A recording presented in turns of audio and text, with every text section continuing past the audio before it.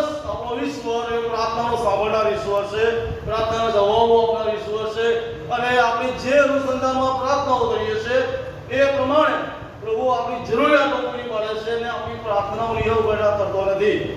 પણ એની આગળની જે કલમ છે 18મી કલમમાં કહે છે કે જો હું મારા હૃદયમાં ગુંડાઈ કરવાનો ઈરાદો રાખું તો પ્રભુ મારું સાંભળે નહીં.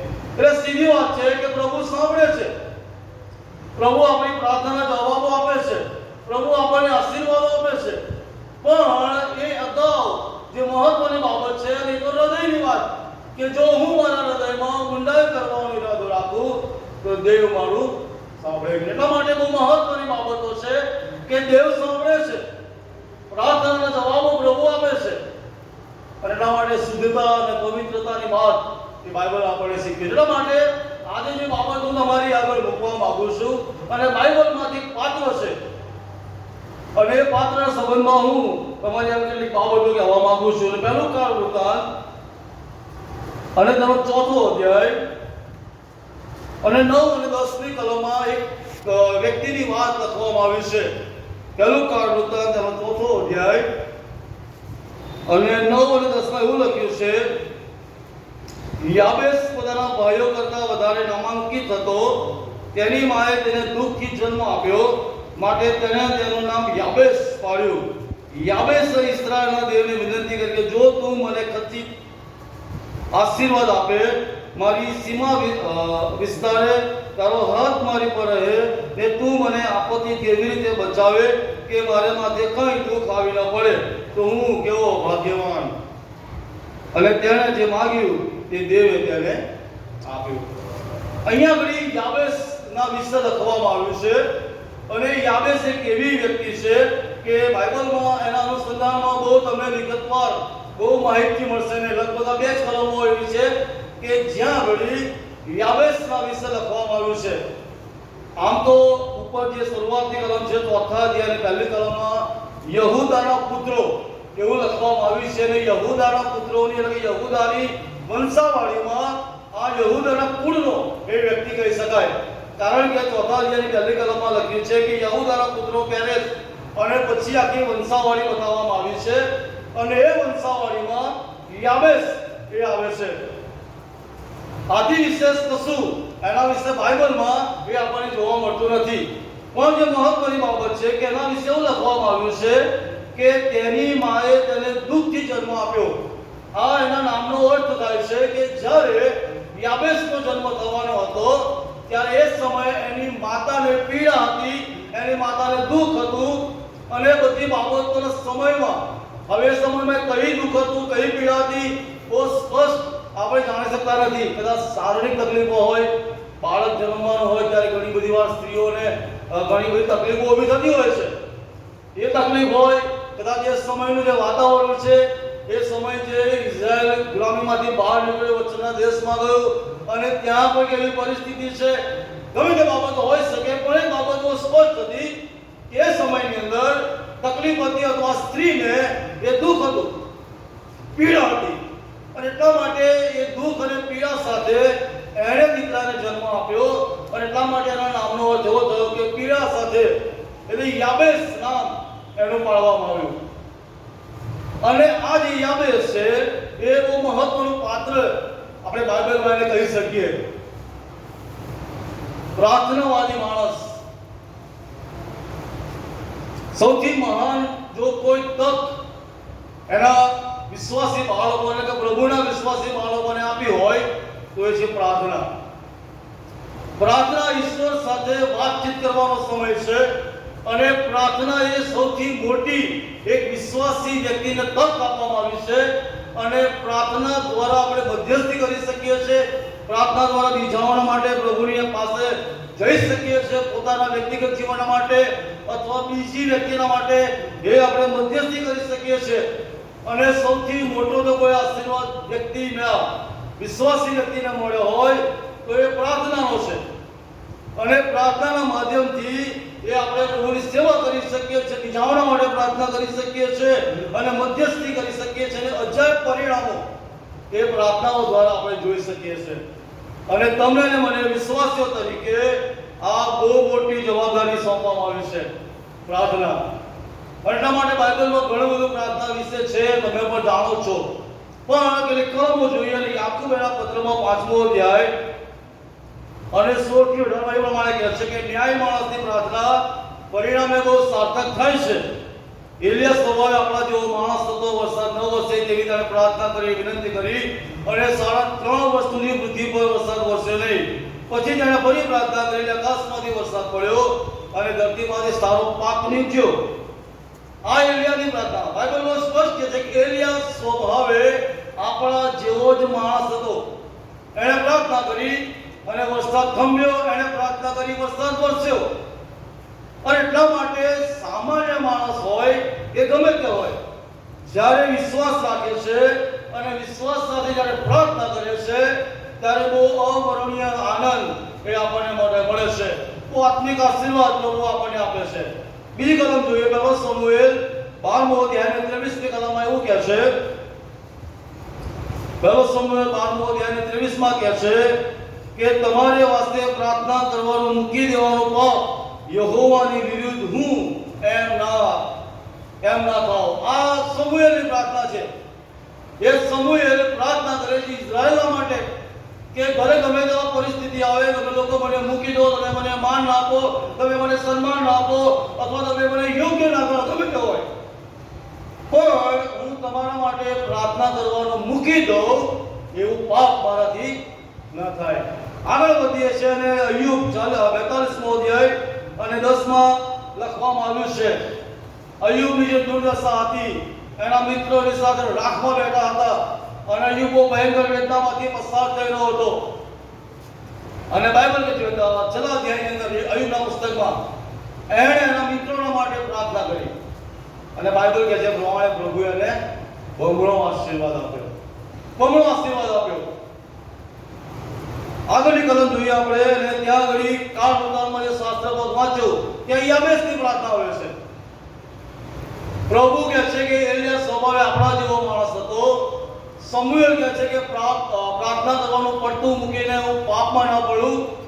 અને અય્યુબે પ્રાર્થના કરી અને પ્રાર્થના પ્રમાણે પ્રભુએ એના મિત્રોને તો માફ કર્યા જ, પણ સાથે સાથે પ્રભુએ એને બમણો આશીર્વાદ આપ્યો.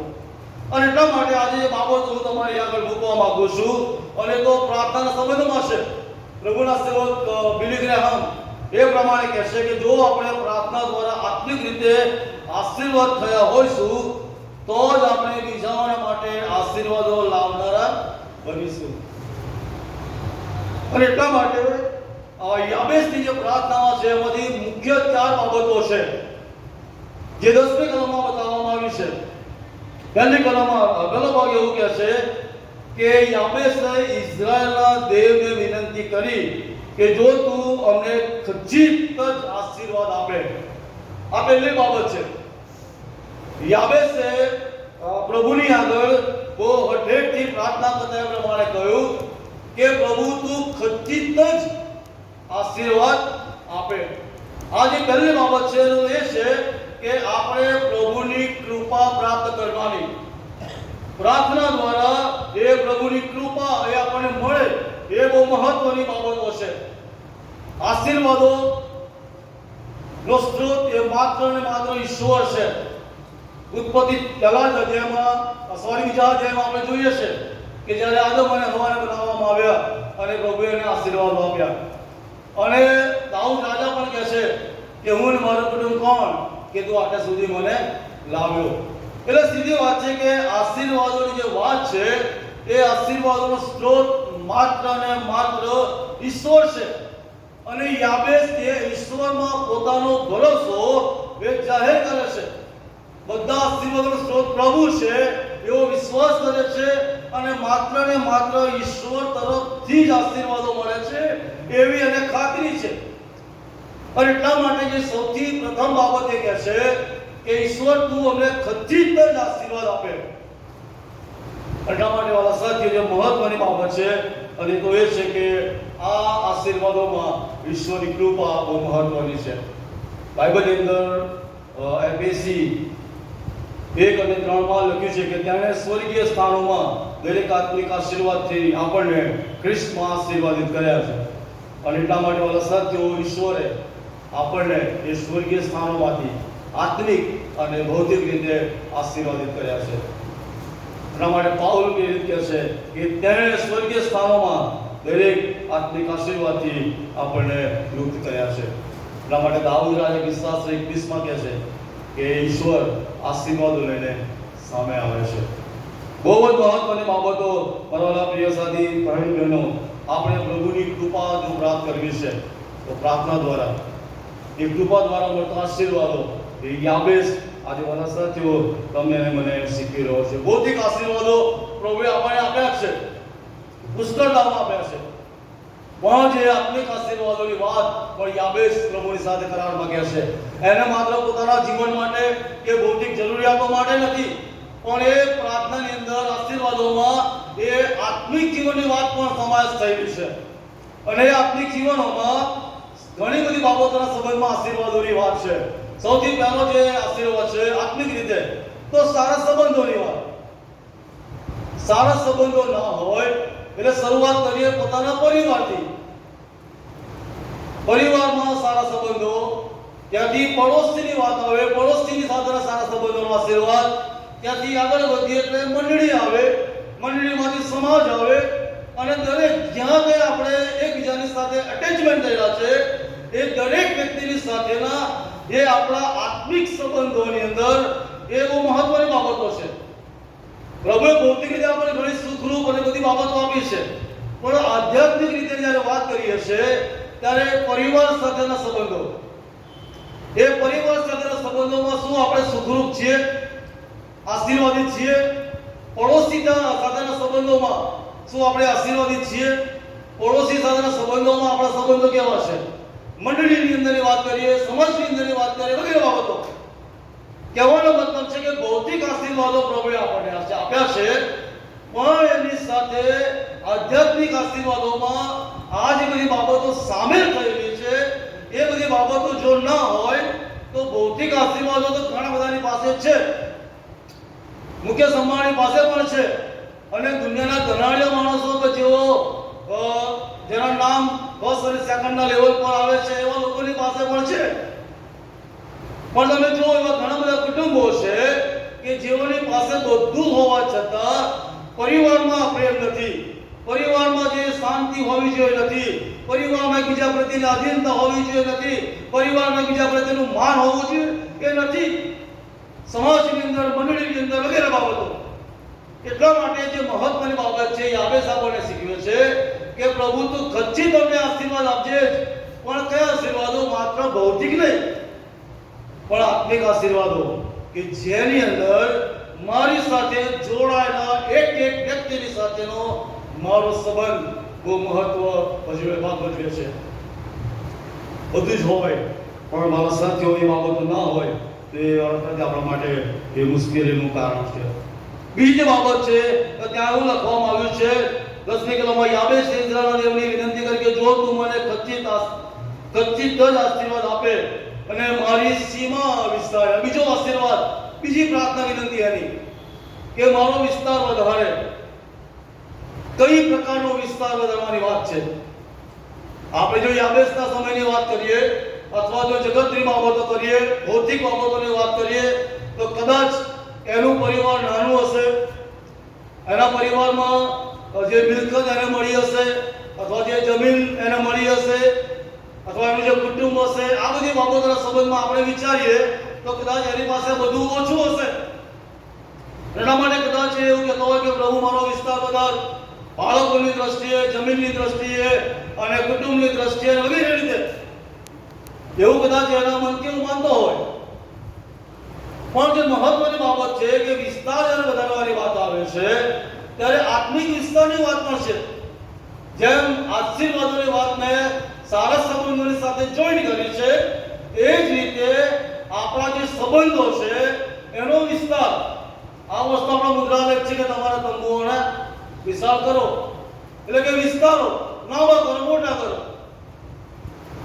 અને એટલા માટે જે મહત્વની બાબત છે કે જ્યારે આ વસ્તુ આપણને મુદ્રાલેખ મળ્યો છે કે તમારા તંબુને વિશાળ કરો અથવા વધારો, તો યાબેસ કોઈ પ્રાર્થનામાં કહે છે કે પ્રભુ તું મારો વિસ્તાર વધાર. તો કઈ પ્રકારના વિસ્તારની વાત વાલા સાથીઓ છે? તો આત્મિક રીતે પ્રભુનું સામર્થ્ય પ્રાપ્ત કરવાનો વિસ્તાર, આત્મિક રીતે પ્રભુમાં વૃદ્ધિ પામવાનો વિસ્તાર. મારો વિશ્વાસ વધે, મારો વિશ્વાસ વધે. સુબેદાર કહે છે પ્રભુનો શબ્દ બોલ અને મારો ચાકર સાદો થઈ જશે. એટલે કે વિશ્વાસની વાત છે, એ વિશ્વાસની અંદર વૃદ્ધિ પામવાની વાત. આત્મિક રીતે જ્યારે પ્રભુએ આપણને બધી બાબતોના આશીર્વાદો આપ્યા છે, ત્યારે જે મહત્વની બાબત છે કે વિસ્તાર વધારવાની વાત આવે છે, ત્યારે મારો વિશ્વાસ વધાર. ઘણી બધી વખત પ્રાર્થનાઓ કરીએ છીએ પણ વિશ્વાસ નથી હોતો. પેલી ડોસીમાની વાત તમને ખબર હશે. પેલો પહાડ એના ઘરની પાછળ હતો અને એણે પ્રાર્થના કરી કે ભાઈ આ પહાડના કારણે મારા ઘરમાં સૂર્યનું ઉજવાળું આવતું નથી. રાત્રે એણે પ્રાર્થના કરી કે પ્રભુ ત્યાં કહ્યું છે ને કે આ પહાડ ખસી જાય, તો આજે કેવું છે કે આ પહાડ ખસી જાય. પણ સવારે ઘણું શું કામ કર્યું? ઉઠીને બારી ખોલી જોયું પહાડ છે કે નહીં. એટલે ઘણી બધી બાબતોના સંબંધમાં એ વિશ્વાસ બહુ મહત્વની બાબત છે. જ્યારે પ્રાર્થનાની વાત આવે છે, પ્રાર્થના નાની હોય કે ચાહે મોટી હોય, કલમોથી ભરપૂર હોય કે શબ્દોથી ભરપૂર હોય કે શબ્દો બહુ ઓછા હોય, મહત્વનું નથી. પ્રાર્થનાની અંદર એ આપણો વિશ્વાસ કેવો છે. યાબેસે બહુ ખાતરી સાથે કહ્યું કે પ્રભુ મારો વિસ્તાર વધાર, અને એનો વિસ્તારમાં એણે વિશ્વાસ પોતાનો જાહેર કર્યો. એટલા માટે જ્યારે તમારી મારી પ્રાર્થનાઓની વાત આવે છે, ત્યારે વિશ્વાસનો વિસ્તાર વધારવો.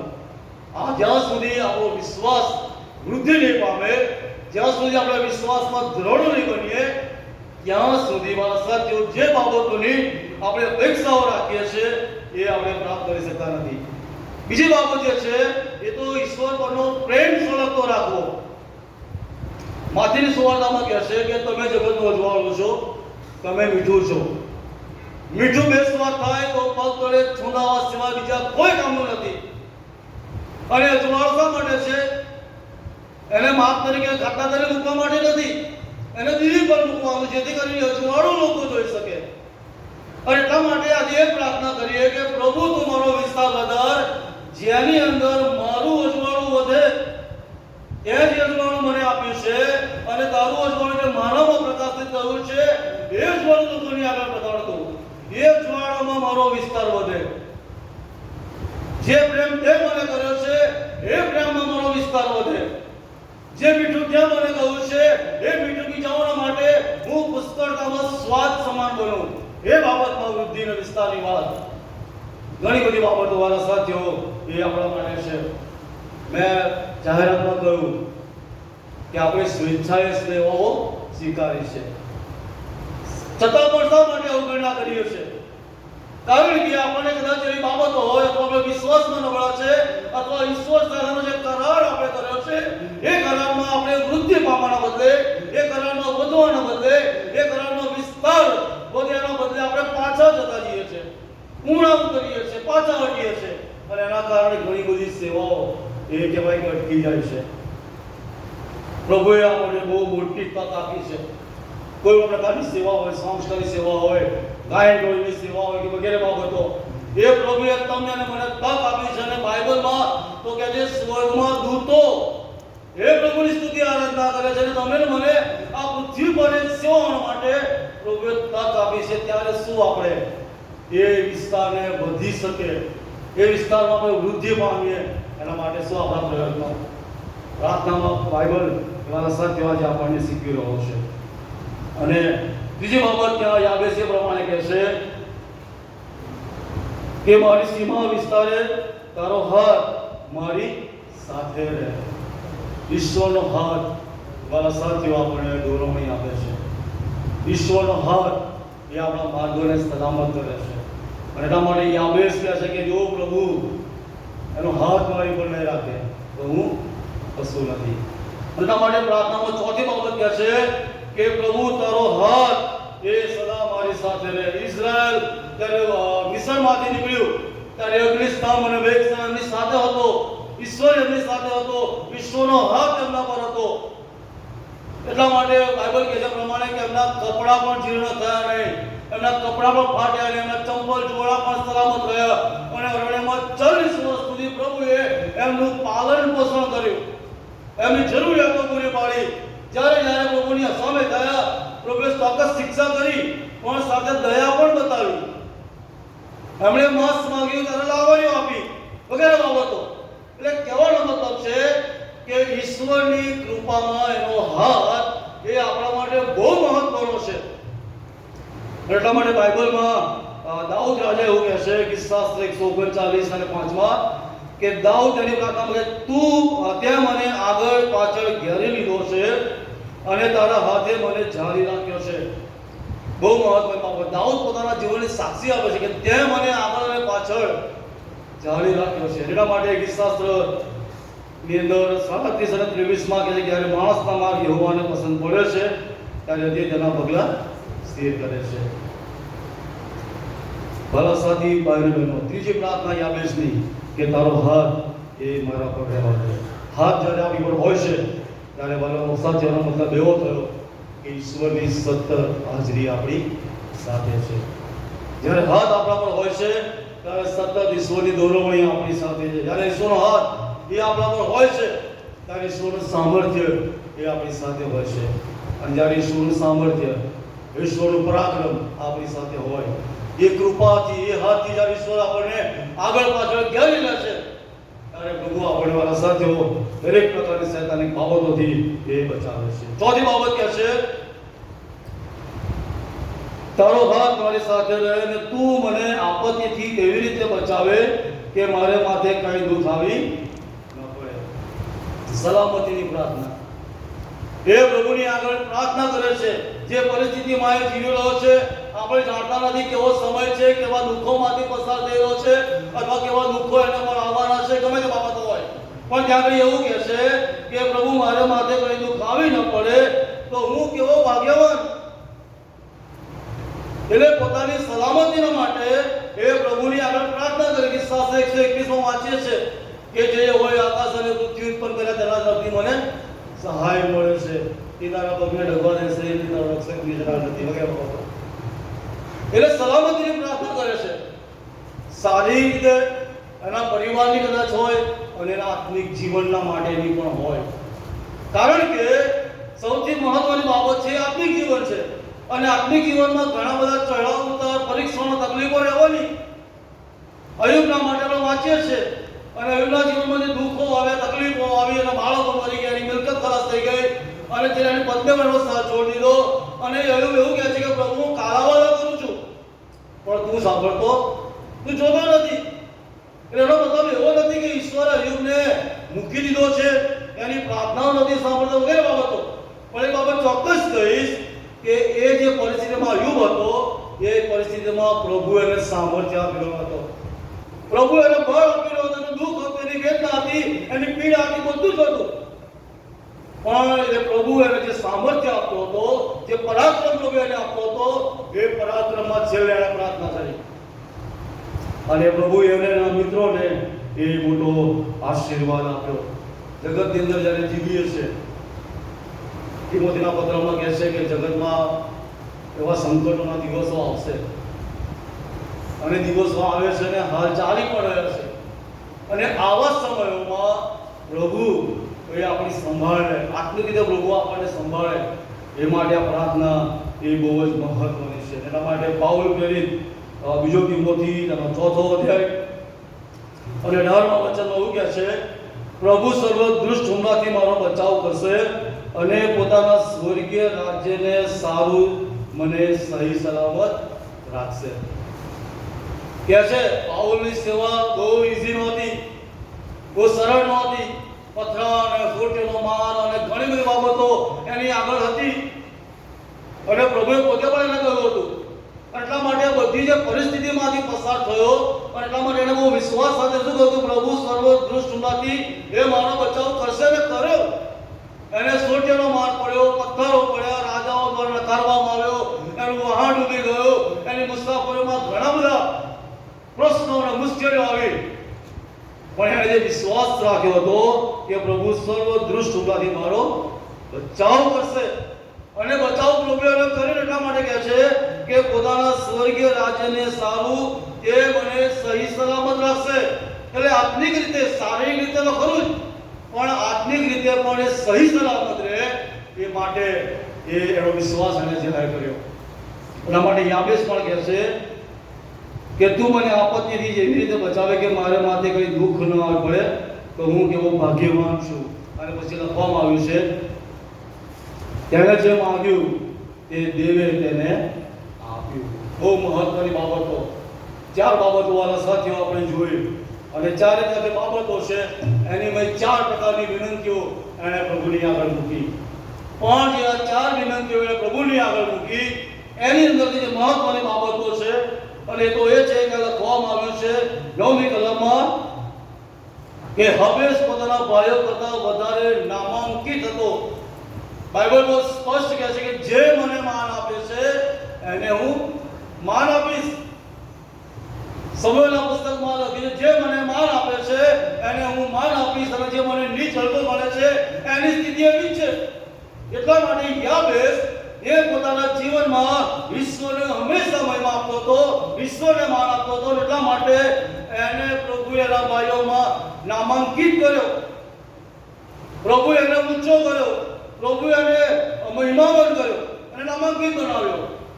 અને એટલા માટે 4 બાબત છેલ્લે બંધ કરીશ. જ્યારે પ્રાર્થનાની વાત આવે છે ત્યારે સૌથી જે પહેલી બાબત છે આપણી જે પ્રાર્થના છે એ પ્રાર્થના કુશળતાપૂર્વક અથવા બુદ્ધિશાળી. યાબેસે બુદ્ધિશાળી પ્રાર્થના કરી, પ્રભુ મને આશીર્વાદ આપીશ જ, મારો વિસ્તાર વધાર, તારો હાથ મારા પર રહે અને મને દુઃખી બચાવો. પ્રાર્થના એને જે કરી એ પ્રાર્થના બહુ બુદ્ધિશાળી પ્રાર્થના હતી, અને એની પોતાની જરૂરિયાતો હતી ને એને ખબર હતી કે જે દેવે મારા પિતૃઓની સાથે કરાર કર્યો છે એ દેવ મારો પણ છે. ઈસુ ખ્રિસ્ત ગઈકાલે આજે સદાકાળ એવો ને ઈશ્વર છે અને મારી પ્રાર્થનાઓ સાંભળશે. એના માટે એને બહુ વિશ્વાસ સાથે, ખાતરી સાથે ડરપણપૂર્વકની પ્રાર્થના કરી. લુકની સુવાર્ત 18મા અધ્યાયમાં આપણે વાંચીએ છીએ ફરોશીએ પ્રાર્થના.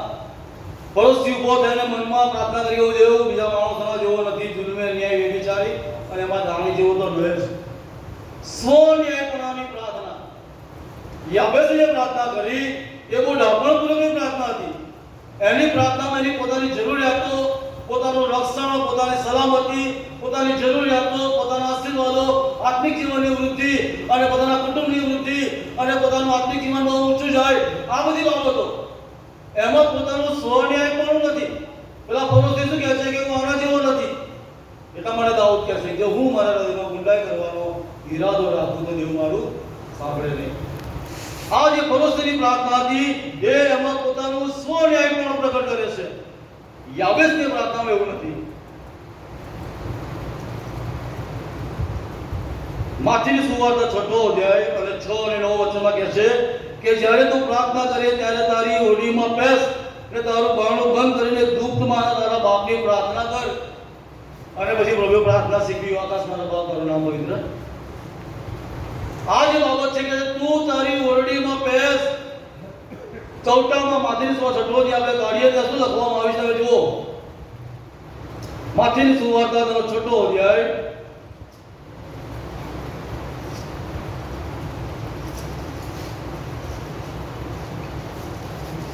ત્યાં આગળ એવું લખ્યું છે, માણસો તમને જુએ એવા હેતુથી તમે તેઓની આગળ તમારા ધર્મ કૃત્યો ના કરો. અને 5મી કલમમાં કહે છે કે જ્યારે તમે પ્રાર્થના કરો છો ત્યારે ઢોંગીઓના જેવા ન થાઓ, કેમ કે માણસો તેઓને જુએ માટે સભાસ્થાનોમાં તથા રસ્તાઓના નાકા ઉપર ઊભા રહીને પ્રાર્થના કરવાનું તેમને પસંદ છે. હું તમને ખચિત કહું છું કે તેઓ પોતાનો બદલો પામી ચૂક્યા છે. બહુ સ્પષ્ટ બાઇબલ આપણને પ્રભુ શિક્ષણ આપતા કહે છે કે તમે જ્યારે પ્રાર્થના કરો ત્યારે તમારી ઓરડીમાં બેસો અને ગુપ્તમાં જોનાર તમારો બાપ એ તમારી પ્રાર્થનાઓ સાંભળશે. ફરોશીની પ્રાર્થના કઈ હતી ખબર છે? મનમાં જ હતી. બાઇબલમાં લખ્યું છે કે મનમાં પ્રાર્થના કરે, મોટા પડે તો બોલે, પણ મનની પ્રાર્થના, મનની વિચારો, એ મનના હૃદયમાં જે બાબતો હોય છે એ પ્રભુ સાંભળે છે. ફરોશી જ્યારે મનમાં કહ્યું કે પ્રભુ આના જેવો નથી, એટલા માટે પ્રભુએ દાણીને કહ્યું કે ન્યાયથી પોતાના ઘરે ગયો. જે મહત્વની બાબત છે કે આપણી જે પ્રાર્થનાઓ છે એ પ્રાર્થનાઓમાં ડહાપણપૂર્વક બહુ મહત્વની બાબત બીજી જે બાબત છે તો એ છે કે ગંભીરતાપૂર્વકની પ્રાર્થનાની અંદર ગંભીરતા એ બહુ મહત્વની બાબત છે. પોતાના માટે તો છે જ, પણ બીજાઓના માટે બોજ સાથેની પ્રાર્થનાઓ, બીજાઓની ચિંતાઓના માટે પ્રાર્થનાઓ, બીજાના માટે અનુકંપા હોવી જોઈએ, બીજાના માટે હૃદય હોવું જોઈએ, નમ્ર હૃદય હોવું જોઈએ, અને ઘણી બધી બાબતો. સમજદારીપૂર્વકની પ્રાર્થના, અંતઃકરણપૂર્વકની પ્રાર્થના, અને જે છે ગંભીરતાપૂર્વકની પ્રાર્થના. અને બીજી બાબત કહીશ કે ચોક્કસ હેતુના માટે પ્રાર્થના.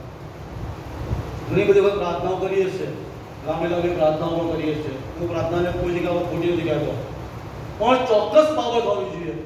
લુકની સુવાર્તામાં 18મા અધ્યાયમાં પેલી વિધવાની વાત લખી છે. રોજ ન્યાયાધીશની આગળ જતી હતી એનો ન્યાય માંગવા માટે, અને શું કર્યું? ન્યાયાધીશે એને આખરે સાંભળી.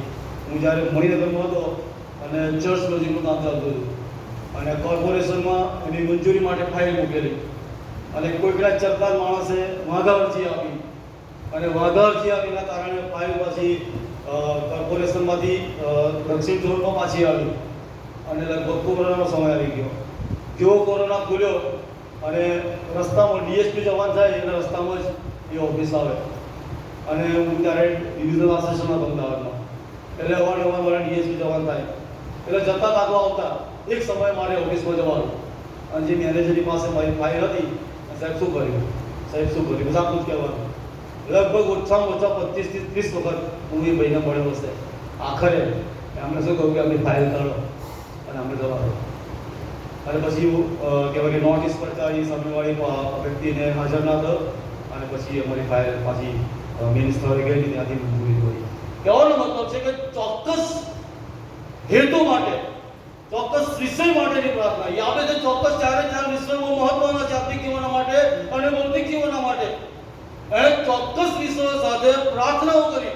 હાન્નાએ શું કર્યું? પ્રભુ તું મને દીકરો આપ. એણે બાળક ના કહ્યું, જો તું મને દીકરો આપ, અને દીકરો હું તારી સેવાના માટે આપીશ, કાયમ માટે. એક ચોક્કસ હેતુ સાથે એણે પ્રાર્થનાઓ કરી, અને પ્રભુએ એની પ્રાર્થનાઓ સાંભળી. નાણીએ ચોક્કસ કહ્યું, પ્રભુ હું પાપી છું, અને પ્રભુ કહે છે ન્યાય જા, ન્યાય કરો. ન્યાય કરીને પોતાના ઘરે કરો. અને છેલ્લી બાબત અસરકારકતા.